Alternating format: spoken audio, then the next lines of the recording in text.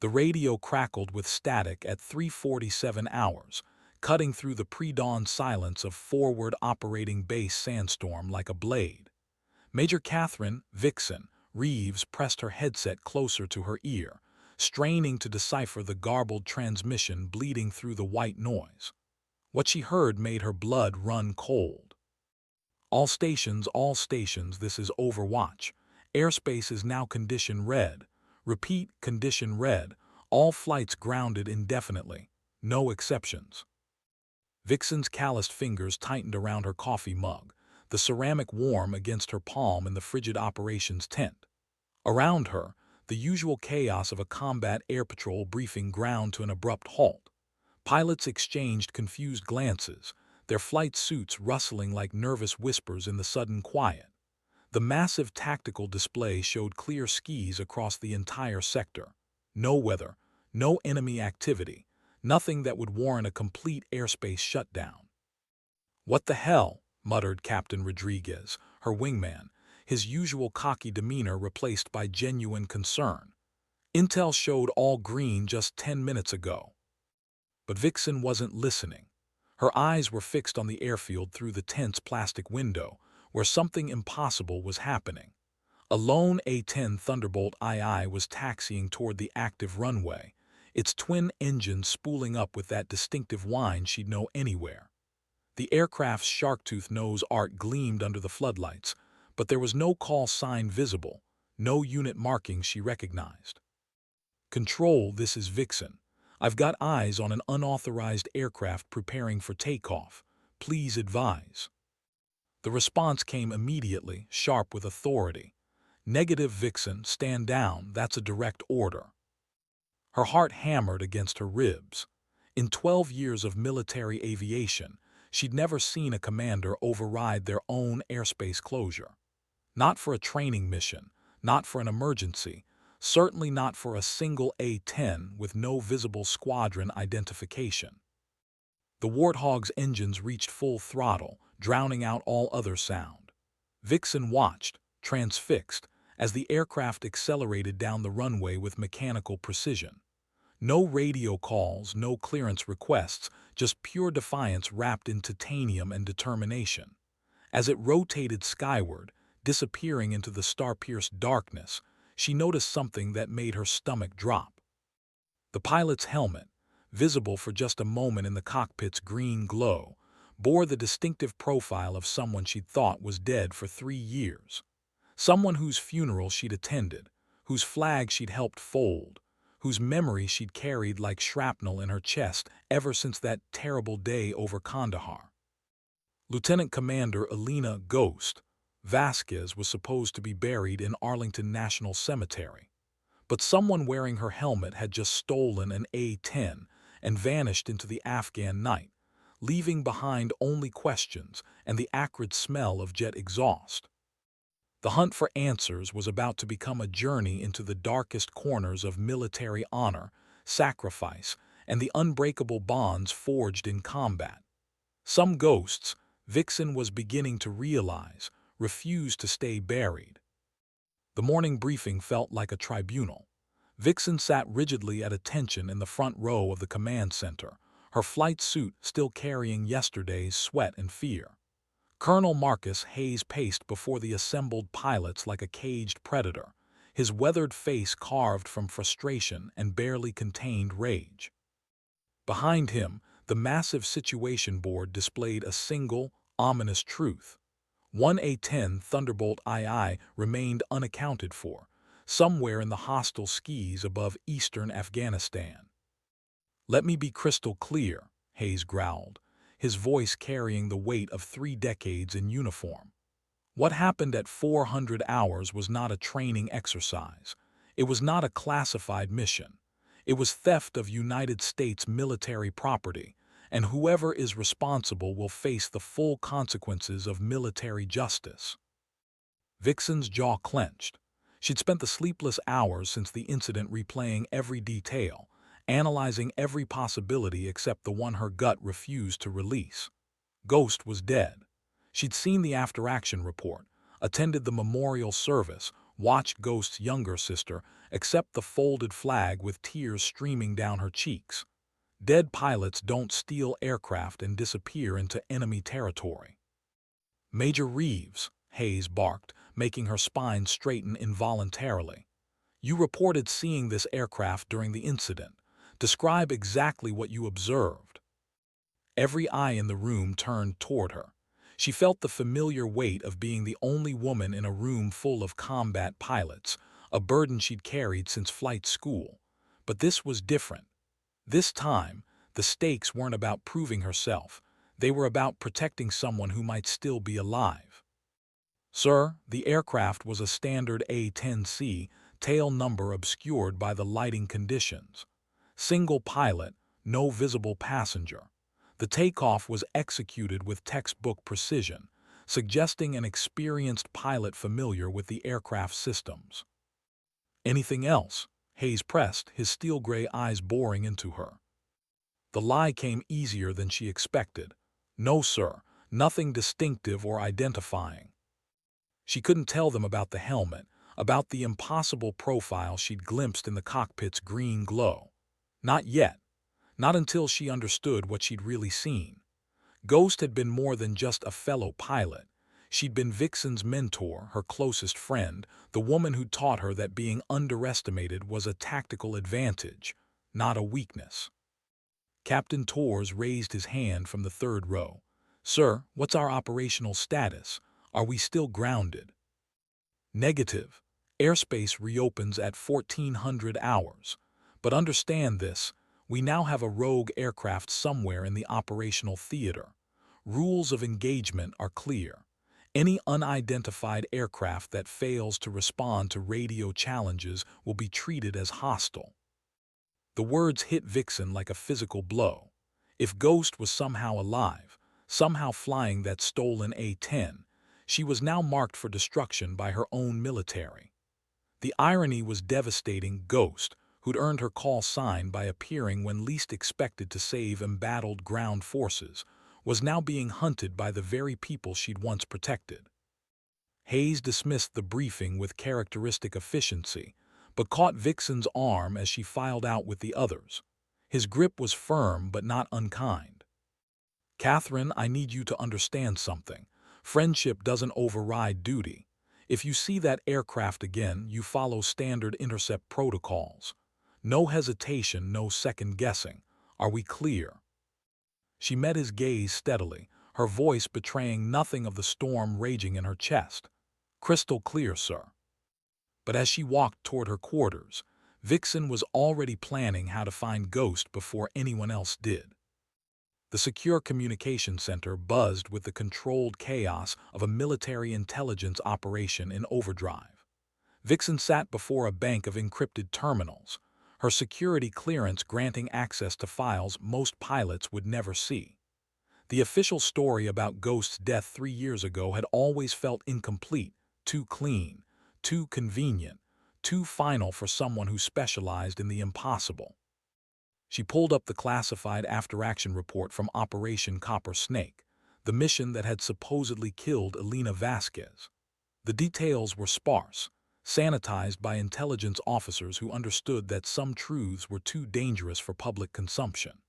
Ghost had been flying close air support for a special operations team conducting a high-value target raid near the Pakistan border. Her A-10 had taken heavy anti-aircraft fire while making a gun run to protect the extraction team. The aircraft had gone down in a remote valley, explosion confirmed by satellite imagery, no survivors. But satellite imagery could be fabricated, explosions could be staged, and Elena Ghost Vasquez had built her reputation on surviving the unsurvivable. Vixen's fingers flew across the keyboard, accessing maintenance records, flight logs, personnel files. What she found painted a different picture entirely. In the weeks leading up to her supposed death, Ghost had been asking unusual questions about deep cover operations, requesting access to files on prisoners of war, and spending long hours in private conversation with intelligence officers whose names were still classified.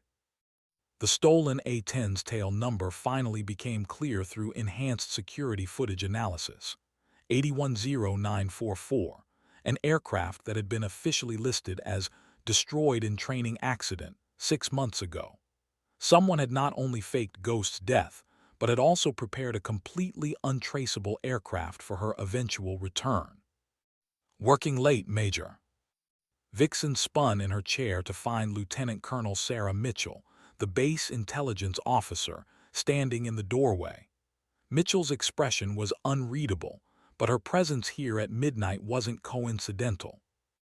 Just trying to understand what happened yesterday morning, Vixen replied carefully. Mitchell stepped into the room, closing the door behind her with deliberate precision. Understanding can be dangerous, Catherine, especially when it involves operations that were classified above your pay grade. The words carried weight beyond their surface meaning.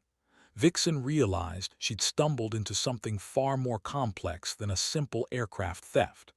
This wasn't about a dead pilot coming back from the grave. It was about a living pilot finally coming home from a mission that had never officially ended. "Ghost is alive," Vixen said quietly, making it a statement rather than a question. Mitchell's silence lasted exactly 10 seconds too long. Alina Vasquez died in Afghanistan 3 years ago. Her remains are interred at Arlington National Cemetery. These are facts, Major Reeves. Facts can be manufactured when the mission requires it. Another pause, this one calculating rather than surprised.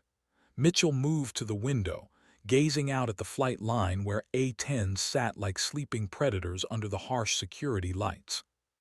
"Hypothetically speaking," Mitchell said slowly, "if a pilot were to survive a mission that the world needed to believe had killed her, and if that pilot were to spend 3 years in deep cover gathering intelligence that could save thousands of lives, her eventual extraction would need to look exactly like what happened yesterday morning." The pieces clicked into place with devastating clarity. Ghost hadn't stolen an aircraft, she'd been extracted. The airspace closure, the lack of radio communication, the mysterious authorization, it had all been orchestrated to bring her home without compromising whatever operation she'd been running for the past 3 years. "What was she doing over there?" Vixen whispered. Mitchell turned from the window, her expression softening slightly. "Preventing a war, Catherine. Alina Vasquez spent 3 years living as a ghost so that thousands of soldiers wouldn't have to die as heroes." The mountain valleys of eastern Afghanistan stretched endlessly beneath Ghost's wings, carved by millennia of wind and war into a landscape that seemed to exist outside of time itself. She flew at barely 200 feet, using the terrain to mask her approach while her eyes constantly swept the horizon for threats. The stolen A-10 responded to her touch like an extension of her will, every control input refined by 3 years of dreaming about this moment. Her radio crackled with intermittent chatter from coalition forces, but she kept her own transmissions dark. Radio silence wasn't just operational security, it was survival. The moment she revealed her position, she'd become a target for every surface-to-air missile system within 50 miles. The Taliban had learned hard lessons about American close air support, and they'd adapted their tactics accordingly. The village of Kostdare appeared ahead, a collection of mud brick buildings clustered around an ancient well-like cells in a honeycomb. To most observers, it looked like any of the thousands of rural settlements scattered across Afghanistan's harsh landscape. But Ghost knew better. Intelligence gathered over 3 years of patient infiltration had revealed this place as the operational center for a network that funneled weapons, money, and fighters across the region. More importantly, it was where they were holding Captain James "Hammer" Morrison. Ghost's jaw tightened as she thought about her former wingman, shot down 6 days ago during what should have been a routine reconnaissance mission. The official search and rescue efforts had been called off after 48 hours, standard protocol when operating in hostile territory with limited resources. But Ghost had sources the official military didn't, contacts built through months of careful cultivation while living among the people she'd once fought against. Morrison was alive, wounded but breathing, held in a reinforced compound on the village's eastern edge. The same compound where her primary target, a Taliban commander known as the Engineer, was planning an attack that would kill hundreds of coalition troops within the week. Two birds, one gun run. She banked the A-10 into a wide circle, studying the target area through her targeting pod's high-resolution cameras. The compound was well defended, machine gun positions, mortar pits, multiple escape routes carefully hidden among the surrounding buildings. The engineer was no amateur. He'd survived this long by never taking unnecessary risks. But he'd never faced Ghost. Her fingers found the weapon's master mode selector, cycling through her loadout with practiced efficiency. 700 rounds of 30 depleted uranium shells in the GAU-8 cannon, enough to turn concrete bunkers into powder. 4 AGM-65 Maverick missiles for precision strikes, and 2,000 pounds of general-purpose bombs for when subtlety was no longer an option. The radio suddenly erupted with urgent transmissions. Unknown aircraft, this is Coalition Air Command. You are operating in restricted airspace without authorization. Identify yourself immediately or be engaged as hostile. Ghost's hand hovered over the radio transmit switch. 3 simple words would end this charade, would bring her back into the fold of official sanction and support. But it would also compromise every source she'd developed, every relationship she'd built, every advantage she'd gained through 3 years of existing in the shadows. Morrison's voice echoed in her memory from their last conversation before his shoot-down. "Promise me something, Ghost. If I don't make it back, don't let them bury me in some unmarked grave. Don't let me just disappear." She clicked the radio once, a signal her old squadron would recognize but wouldn't compromise her position. Then she rolled the A-10 into its attack run, diving toward the compound like a falling star wrapped in titanium and fury. Some promises were worth more than official approval. Some missions could only be completed by ghosts. Vixen's F-16 Fighting Falcon sliced through the Afghan sky with lethal grace, her radar painting a picture of empty airspace that she knew was a lie. Somewhere in the maze of valleys and ridges below, Ghost was hunting. The stolen A-10 had vanished from all tracking systems 12 hours ago, disappearing into the geographical chaos of the Hindu Kush mountains like smoke dissipating in wind. "Vixen, this is Overwatch." The AWACS controller's voice was calm but insistent. "We're showing negative contact on your vector. Recommend you return to assigned patrol area." She keyed her microphone with barely contained frustration. "Overwatch, requesting permission to extend search pattern. Target could be using terrain masking." "Negative, Vixen. Row is clear. If the aircraft wanted to be found, it would maintain radio contact. Your orders are to observe and report, not to conduct an unauthorized search and rescue." The bureaucratic language couldn't disguise the truth. They wanted Ghost found so they could either bring her in quietly or eliminate her permanently. 3 years of deep cover operations had made her too valuable to lose but too dangerous to trust. The intelligence community's relationship with their most effective assets was always complicated by the fundamental question of loyalty. Vixen banked her F-16 toward the eastern valleys, officially following her assigned flight path while actually vectoring toward the last known position of Captain Morrison's downed aircraft. If Ghost was running a rescue mission, that's where she'd start. The math was simple. Save Morrison, extract the intelligence he'd gathered during his captivity, and disappear back into the shadows before anyone could stop her. The radio crackled with a new voice, this one carrying the authority of direct command. "All aircraft, this is Reaper 6. We have multiple explosions reported in Grid 4127. Any station with eyes on, report immediately." Grid 4127. Vixen's heart raced as she computed the coordinates. That was less than 20 miles from Morrison's crash site, in an area known for Taliban strongholds and weapons caches. Ghost had found her target. She pushed her throttle forward, feeling the familiar pressure of acceleration against her chest. The F-16 responded eagerly, its General Electric engine drinking fuel as it climbed toward optimal attack altitude. Whatever was happening in those mountains, Vixen intended to be there to provide support, official authorization be damned. The landscape below shifted from green valleys to brown peaks as she crossed into the higher elevations. Here, the war felt different, older, more primal, stripped of the technological advantages that defined modern combat. This was where empires came to die, where the latest generation of warriors learned the same hard lessons that had bloodied British regulars and Soviet paratroopers. Her radar suddenly painted a contact, low and fast, heading northwest from the explosion area.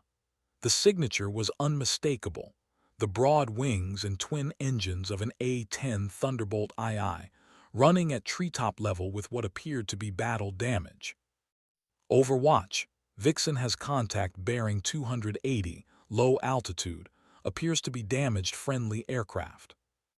The pause before response lasted long enough for Vixen to close half the distance to the contact. Vixen, you are not authorized to engage. Maintain safe distance and provide surveillance only. But surveillance wouldn't help if Ghost was bleeding hydraulic fluid and losing altitude by the second. Vixen had seen enough combat to recognize the signs of an aircraft in serious trouble. The A-10's flight path was becoming increasingly erratic, altitude decreasing in uneven steps that suggested catastrophic systems failure. She switched to the emergency frequency, broadcasting on a channel that every military pilot monitored.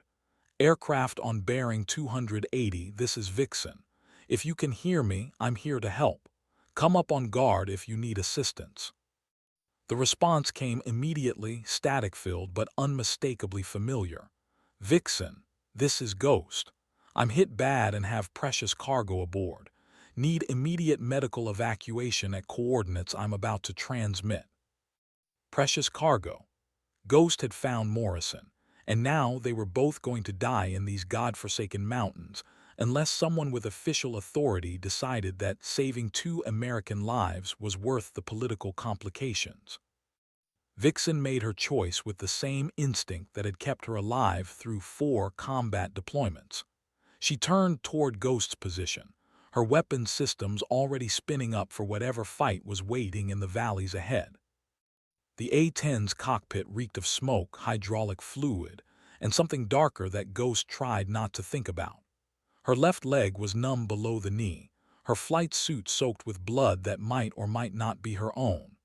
In the rear cargo area, hastily strapped to a jury-rigged stretcher, Captain Morrison drifted in and out of consciousness, his face pale but his breathing steady. She'd pulled him from the Taliban compound just as her 30mm cannon had finished reducing the building to rubble. The engineer was dead, his network shattered, his planned attack prevented with the finality that only high-explosive ammunition could provide. But the rescue had come at a cost. Surface-to-air missiles had found their mark during her extraction, and now the Warthog was bleeding vital fluids across the Afghan landscape. Ghost, this is Vixen. I'm 2 minutes out from your position. What's your status? The familiar voice in her headset provided the first moment of hope she'd felt since takeoff. Catherine Reeves had always been more than just another pilot. She was the kind of officer who understood that regulations existed to serve the mission, not the other way around. Vixen, I've got multiple system failures and 1 urgent medical evacuation. My bird won't make it back to base, but I need Morrison in a trauma center within the hour or we lose him. Roger, Ghost. I've got medical evacuation inbound to grid coordinates you transmitted, but we need to talk about your situation. Command is not happy about the unauthorized mission. Ghost almost laughed, but the movement sent fresh waves of pain through her damaged leg. Command hasn't been happy with me for 3 years, Vixen. Nothing new there. She could see the F-16 now, a silver dart against the brown mountains, flying a protective pattern around her damaged aircraft. The sight of friendly forces almost made the past 3 years worth it, the loneliness, the deception, the constant fear of exposure. She'd forgotten what it felt like to have someone watching her back. Ghost, I need to know, are you coming in voluntarily, or do I need to prepare for complications? The question carried layers of meaning. Ghost understood that Vixen was asking whether she intended to surrender quietly or disappear again into whatever shadow world had sheltered her since her supposed death. The answer should have been obvious. She'd completed her mission, saved Morrison, eliminated the immediate threat. Her duty was clear. But duty had become complicated when your own government had declared you dead and buried someone else in your place. Vixen, patch me through to Mitchell. It's time for some overdue conversations. The radio fell silent for several seconds before Lieutenant Colonel Mitchell's voice filled the cockpit. Ghost, this is Brass Hat. Good to hear your voice after all these years. Brass Hat, requesting immediate debriefing at secure location. I have intelligence that can't wait for normal channels, and I have questions that deserve answers before I decide my next move. Mitchell's pause was calculated, professional. Ghost, you're in no position to make demands. You stole military property and conducted unauthorized operations in hostile territory. I prevented an attack that would have killed 300 coalition troops next Tuesday. I rescued a downed American pilot. And I spent 3 years developing intelligence networks that your people couldn't penetrate in 30. So yes, Brass Hat, I think I've earned the right to ask some questions before I surrender to whatever tribunal you've prepared. The A-10's engine coughed, missing a beat that sent vibrations through the entire airframe. Ghost's instrument panel was a constellation of warning lights, each one representing another system pushed beyond its operational limits. She had maybe 10 minutes of flight time remaining, and that was if nothing else catastrophic happened. Vixen, you need to make a decision, Ghost transmitted on their private frequency. Either you trust me or you follow orders, but you can't do both. The response came immediately. I've already made my choice, Ghost, I'm with you. Those 5 words changed everything. Ghost wasn't alone anymore, wasn't a ghost haunting the margins of a war that had officially forgotten her existence. She had an ally, someone willing to risk their career for the bond forged in combat and tempered by mutual respect. The mountain peaks ahead promised sanctuary or destruction in equal measure. Either way, she wouldn't face it alone. The emergency landing zone materialized from the Afghan landscape like a mirage of hope and desperation. Vixen watched from overhead as Ghosts crippled, approached the narrow valley floor, hydraulic fluid streaming from multiple wounds in the aircraft's fuselage. The Warthog had been designed to absorb incredible punishment, but even the legendary flying tank had its limits. Ghost, your approach angle is too steep, Vixen transmitted, her voice tight with concern. You're coming in hot. Negative, Vixen. This bird's not responding to conventional inputs. I'm riding her down on whatever lift she's got left. The A-10 touched down with the grace of a controlled crash, bouncing twice before settling into a bone-jarring slide across the rocky terrain. Dust clouds erupted around the aircraft as its landing gear buckled and collapsed, sending the Warthog sliding on its belly, until friction and physics finally brought it to rest against a cluster of boulders. Vixen's F-16 couldn't land in the confined space, but the incoming medical evacuation helicopter was already visible on the horizon, a Black Hawk medevac bird pushing its engines to maximum sustainable power. She established a protective orbit overhead, her radar scanning for any threats that might interfere with the rescue operation. The A-10's canopy popped open with a sharp crack that echoed off the surrounding mountains. Ghost hauled herself from the cockpit with obvious difficulty, her left leg refusing to support her full weight. Even from 5,000 feet above, Vixen could see the dark stains that marked her flight suit, the careful way she moved to avoid aggravating whatever injuries she'd sustained during the mission. Morrison was unconscious but breathing when the medevac crew reached him, their practiced efficiency evident as they transferred him from Ghost's improvised stretcher to a proper medical litter. 3 years of imprisonment had left him gaunt and scarred, but alive, a testament to both his resilience and Ghost's unwillingness to abandon a fellow pilot. "Vixen, this is Brass Hat," Mitchell's voice cut through the radio chatter with characteristic authority. "Escort package is inbound. Ghost needs to be ready for immediate transport to secure debriefing facility." The euphemism was hardly subtle. Ghost wasn't being rescued, she was being arrested. The difference mattered, especially to someone who'd spent 3 years operating in legal and moral gray areas that military justice systems weren't equipped to handle. "Brass Hat, Ghost's injuries require immediate medical attention," Vixen responded carefully. "Recommend she accompany Morrison to trauma center for treatment." "Negative, Vixen. Ghost's medical needs will be addressed at the secure facility. Your job is surveillance and escort, nothing more."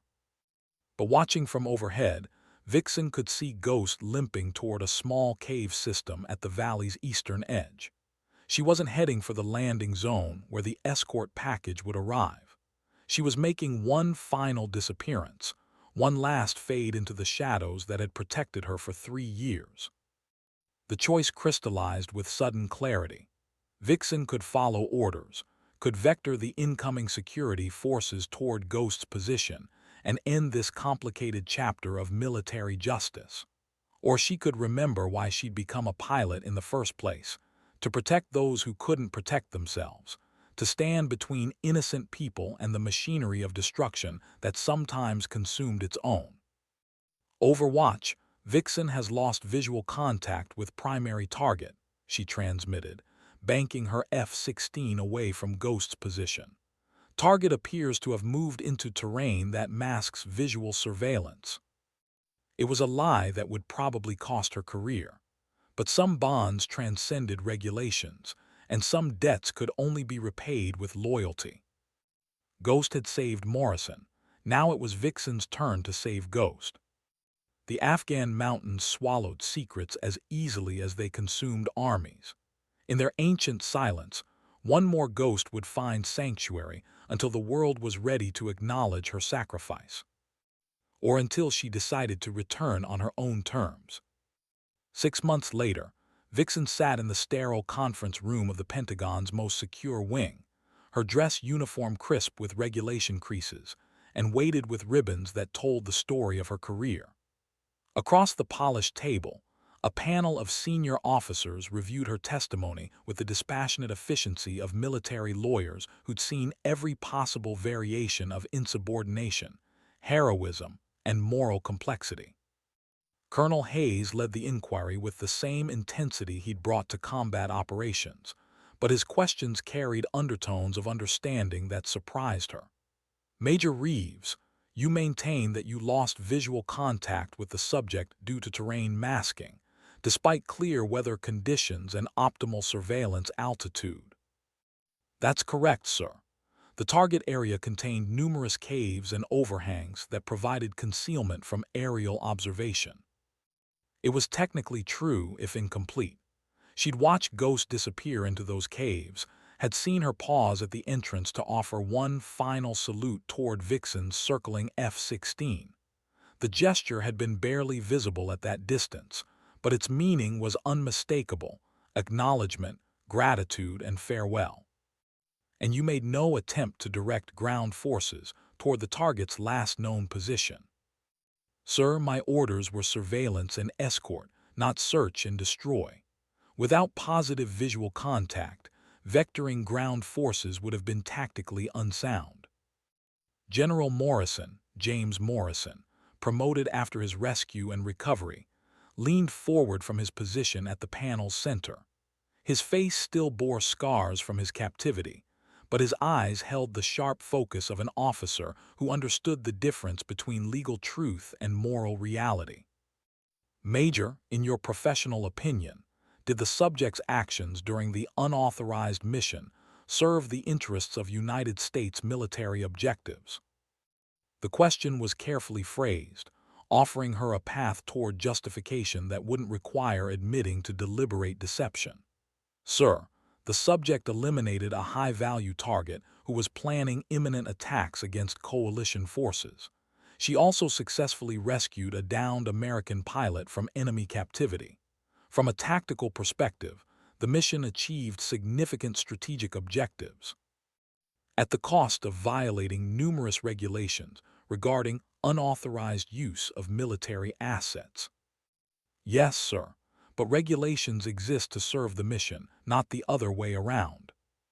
The words echoed something Ghost had told her years ago, during a training exercise that had turned deadly when unexpected weather trapped them in hostile territory. They'd made unauthorized radio calls to coordinate their own rescue, breaking communication protocols to save their own lives. Ghost had defended their actions with the same philosophy Vixen now offered to this tribunal. Mitchell spoke for the first time since the proceedings began, her voice carrying the weight of classified knowledge that couldn't be shared in formal proceedings. Major Reeves, are you aware of any ongoing intelligence operations that might have been compromised by the subject's actions? This was dangerous ground.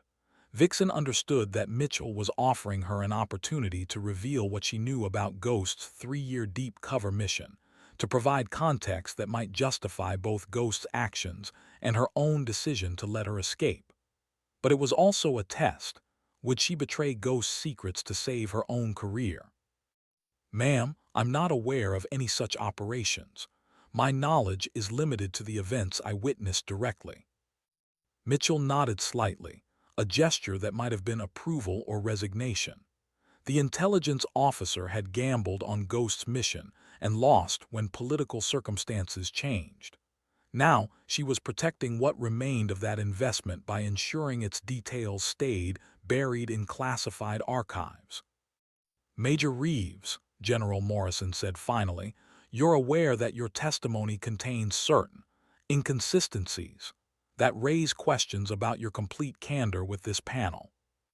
Sir, I've answered every question truthfully to the best of my ability.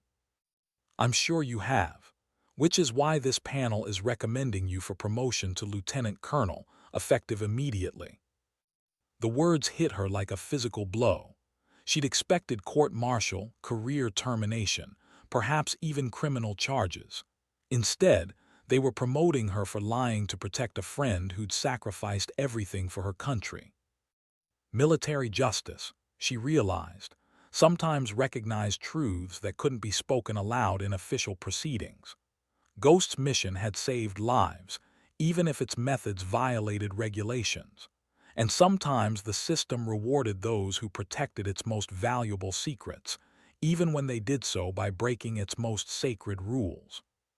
2 years after the inquiry, Lieutenant Colonel Catherine Vixen Reeves commanded her own squadron from the same base where Ghost had once vanished into the Afghan night. The operations tent buzzed with pre-mission briefings, the controlled chaos of pilots preparing for another day of close air support in a war that seemed to exist in perpetual stalemate. Her desk held the usual collection of administrative burdens, maintenance reports, personnel evaluations, requests for leave that had to be balanced against operational requirements. But tucked beneath the official paperwork was a single envelope bearing no return address, postmarked from a location that intelligence databases claimed didn't exist. Inside, a photograph, Morrison standing beside a hospital bed, his arm around a woman in civilian clothes whose face was turned away from the camera. On the back, a single line in Ghost's unmistakable handwriting: some missions never end. Some ghosts refuse to stay buried. Thank you for understanding the difference. Vixen studied the image for the 100th time since its arrival. The woman's profile was partially visible, enough to confirm what she'd suspected but never dared hope. Ghost was alive, healing, building a life beyond the reach of military bureaucracy and political expediency. Morrison had found her after his recovery, Or perhaps she'd found him. The details mattered less than the outcome. Captain Rodriguez knocked on her tent frame, his voice carrying the familiar tension of urgent operational requirements. "Colonel, we've got a situation developing in Sector 7.